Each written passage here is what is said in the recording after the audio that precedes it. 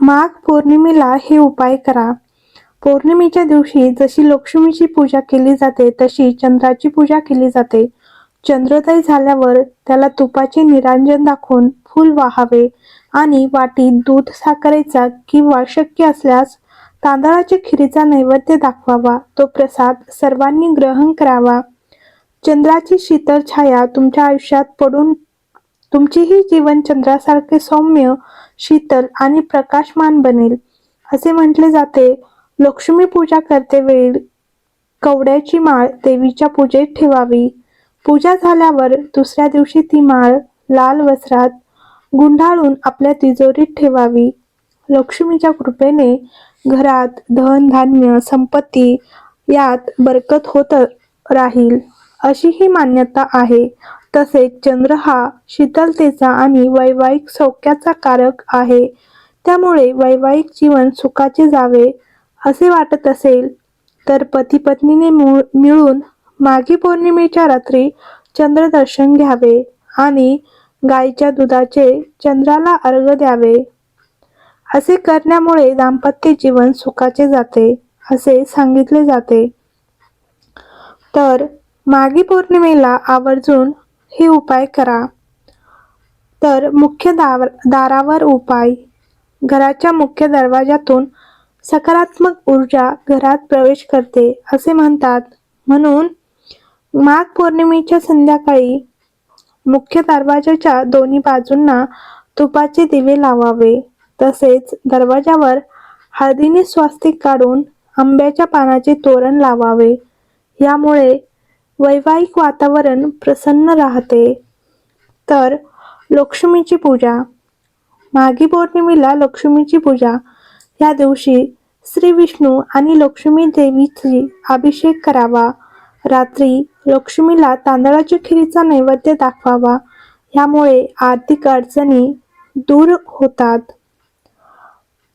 शिवपूजा. विशेषतः माघ पौर्णिमेला शिवपूजा केल्याने भगवान शिवांचे आशीर्वाद मिळतात. तर पौर्णिमेच्या दिवशी शिवलिंगावर बेलपत्र, पाणी आणि दूध अर्पण केल्याने विशेष आशीर्वाद मिळतात. तर माघ पौर्णिमेच्या दिवशी लक्ष्मी, विष्णू आणि चंद्राची पूजा केली जाते. फुले वाहून देवघर सुशोभित केले जाते. गंध, अक्षता वाहून स्तोत्रपठण केले जाते. तर ह्या उपचारानंतर महत्त्वाचा असतो तो म्हणजे दानधर्म. आपण देवाकडे नुसते मागून उपयोग नाही, यथाशक्ती दुसऱ्याला दान देण्याचीही आपली तयारी असलीच पाहिजे.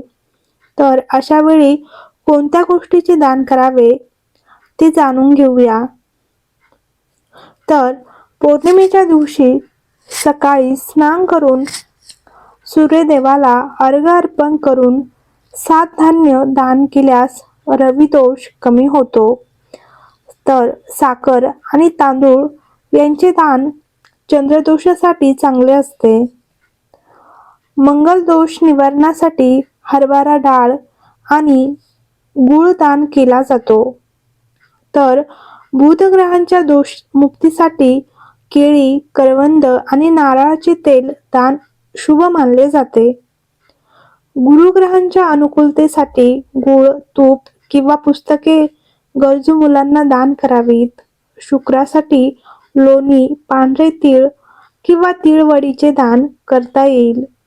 आणि शनिदोषासाठी काळे तीळ, तिळाचे तेल, लोखंडाचे भांडे आणि काळे वस्त्र दान करावेत.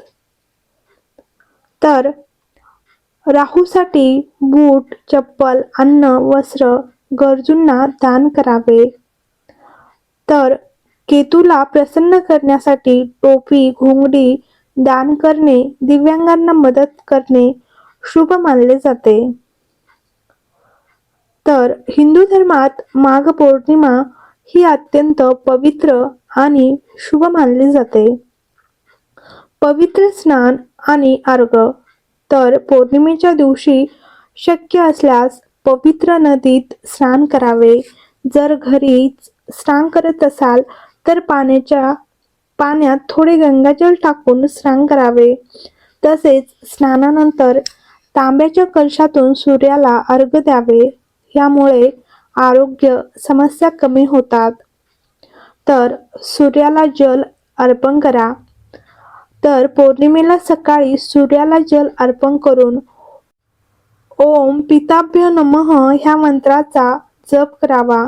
असे केल्याने पितरांचा आशीर्वाद मिळतो आणि कुटुंबात सुख शांती टिकून राहते. दिवा लावा आणि पाठ करा. माघ पौर्णिमेच्या दिवशी तुमच्या घराच्या दक्षिण दिशेला चौमुखी दीप प्रज्वलित करावा आणि पितृस्तोत्र, पितृकवच किंवा गजेंद्र मोक्ष सूत्राचे पठण करावे. यामुळे पितर प्रसन्न होतात आणि जीवनात आनंदाचे वातावरण निर्माण होतात. तर भोजन अर्पण करा. तर माघ पौर्णिमेला तुमच्या पूर्वजांचे आवडते जेवण तयार करून ते व्यवस्थित अर्पण करावे. गाय, कुत्रा आणि कावळा यांना जेवणातील काही भाग खाऊ घालावे, ज्यामुळे पितरांच्या आत्म्याला तृप्ती मिळते आणि ते तुम्हाला आशीर्वाद देतात. चंद्राला जल अर्पण करा. तर रात्री चंद्रोदयानंतर चंद्राला कच्चे दूध आणि पाण्यात पांढरे फूल ठेवून ते पाणी अर्पण करा. यामुळे मानसिक शांती मिळते आणि पितृदोष दूर होतात. तर उपवास माघ महिन्यात विशेषतः माघ पौर्णिमा आणि माघ अमावस्येच्या दिवशी उपवास म्हणजे व्रत करणे शुभ मानले जाते.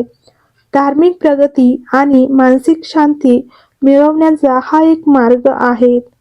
तर दान आणि पुण्यकर्म या दिवशी गरजूंना दान करणे अत्यंत पुण्यपूर्ण मानले जाते, ज्यामुळे व्यक्तीचे सर्वांगीण कल्याण आणि आनंद वाढतो.